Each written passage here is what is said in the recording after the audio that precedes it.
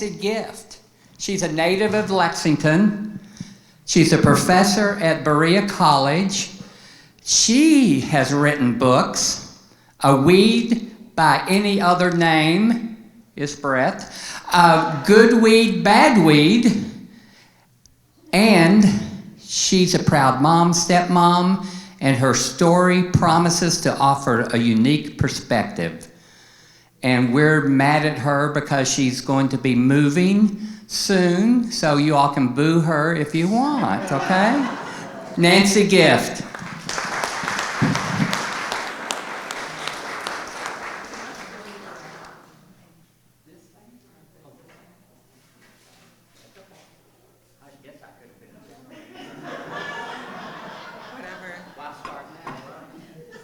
The first time I met Brett, we were at a Better Brewing, and he asked if I was one of Jim's parishioners.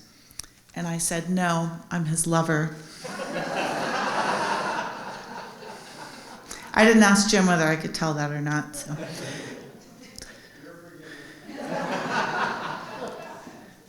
When I was young, sometimes my mom made comments that were real head scratchers.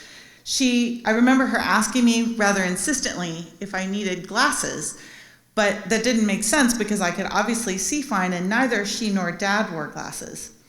She'd also comment on my height with surprise, but that was weird because she and Dad were both 6 feet tall and my sister was 5'11", so obviously I was going to be tall. She'd also occasionally comment on my personality, sarcasm, temper, and she'd sort of ask where I got that, even though it was pretty clear to me that she was an idiot and I was a teenager, and of course that's why I had that. So then at one point, I'm in 10th grade biology, and we're talking about genetics. And I came home, classic 15-year-old smartass, and I quizzed my mom. My two parents had blue eyes, and they had my sister and me, and we both have hazel eyes, green with brown centers. And so I asked my mom if we'd been fathered by the same mailman, 12 years apart in 2 different states. And she rarely gets my sense of humor, but this time she really, really didn't think it was funny. These moments all came back to me in 2006. One day my dad called and he was uncharacteristically monologue rambling. And right in the middle of this ramble, he asked, "Did your mom ever tell you that I might not be your biological father?" And then he tries to go on, and I'm stopping him. And I was like, you back up. And he said, "It doesn't matter." And I'm like, I really appreciate you saying that, but actually, I'm a biologist. It does matter. Genetics are real. So I asked for a paternity test, and once that paternity test result came back, so much truth came into focus, including my mom's reaction to my snarky 15-year-old self. The next few months were a mess. I leaned on an array of friends. I had constant nightmares. Unlike the usual nightmares, there was no symbolism. They were all just about being separated from Dad and the grief of trying to work through that. On the nights I didn't have nightmares, I'd wake up with this deep sense of dread and consciousness at the same time. And it was like I couldn't wake up from whatever this nightmare was. My dad was my center. His stories were the mythology of my childhood. I knew his friends' names and I knew their childhood adventures. I knew his dog's name and how he'd saved her from an oncoming train on a trestle. I knew from his stories about the summer that he'd spent at stuttering camp in New York City and how a guy offered him a quarter to speak in his gentle East Tennessee drawl. My dad's parents were my favorite grandparents. I had every intention of taking after my dad in every way possible, and I regretted the ways that I couldn't, because I couldn't become an Eagle Scout at that time. And he had this cult status following of students who'd write him thank you notes years after they'd had his economics classes. My dad and I co-authored a paper.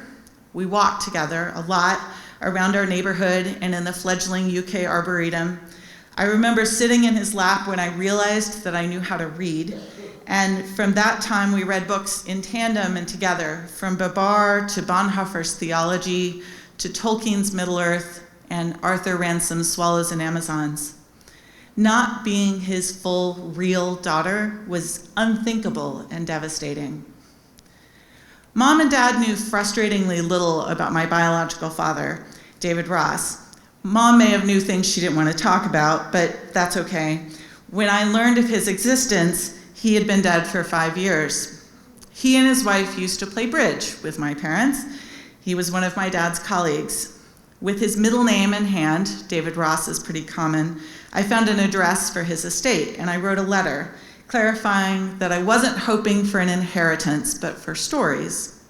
His cousin, Mary, wrote me back, and I remember sitting with that letter in hand, my heart pounding, desperately wanting to know something that would give me some sense of wholeness and identity in place of the void I felt when I woke up in the morning.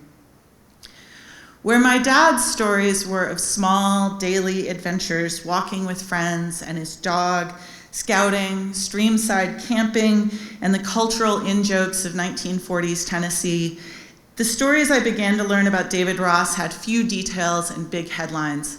He wore glasses. He was 5'8". He went to Harvard. No wonder my dad wasn't too enthused about me going there. He lived in Puerto Rico. His wife had miscarried several times. He lived in Liberia.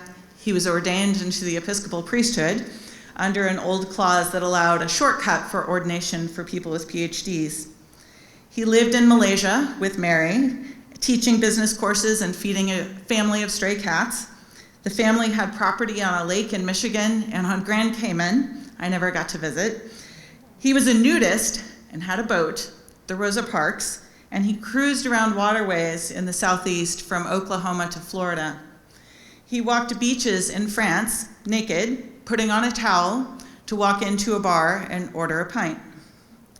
I learned about him from my cousins. I learned about him first from Mary, who was his first cousin, and later his lover. Mary introduced me to Bridget, his niece in Hawaii, and I later met Kathy, her sister, who lives in Portland, Oregon, with her partner, Annie. I learned that I'd unknowingly given my oldest child the same name as David's sister, Emily. I learned about him from Jackie, his brother's ex-wife, and from her daughters, Jen from Chicago and Daria near Seattle.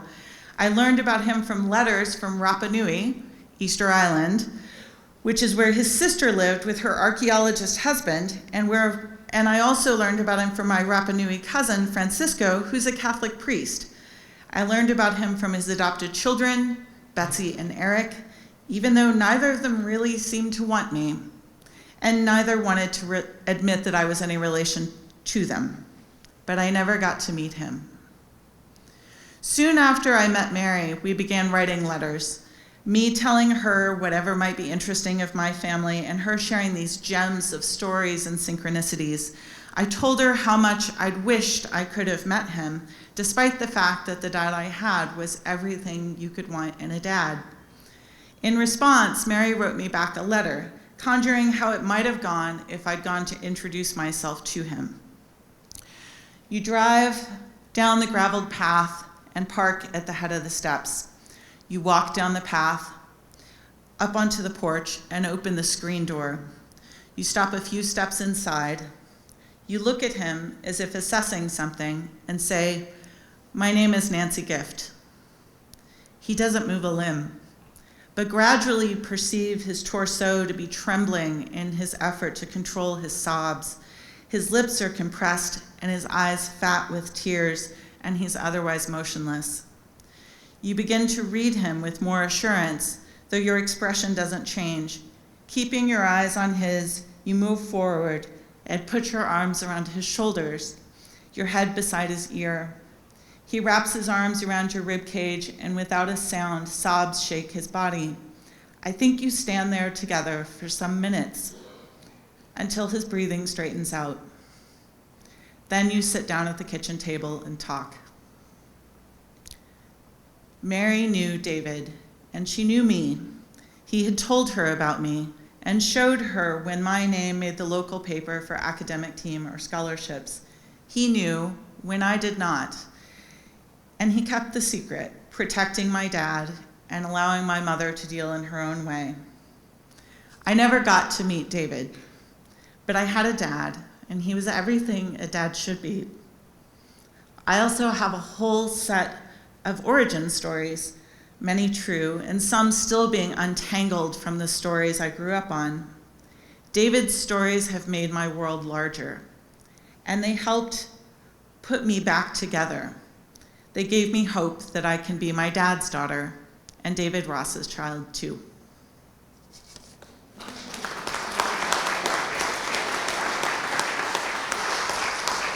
Thank you, Nancy.